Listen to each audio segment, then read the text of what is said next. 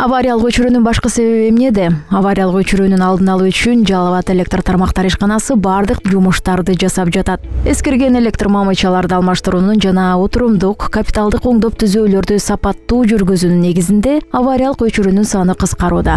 Авариялык өчүрүүнү толук жоюп салуу мүмкүн эмес, анткени биздин ишканага көз каранды эмес ар түрдүү себептери бар.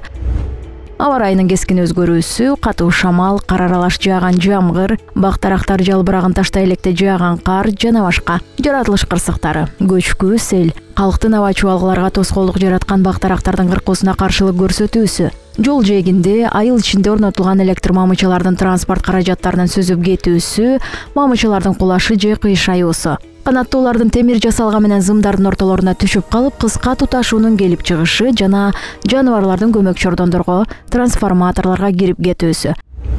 Ошондой эле жаңы конуштарда жашаган тургундардын өздөрүнүн стандартка жооп бербеген электр мамычаларды тартып алуусу, анын негизинде биздин баланста турган аба чубалгылардын кошо өчүүсү жана башка жагдайлар.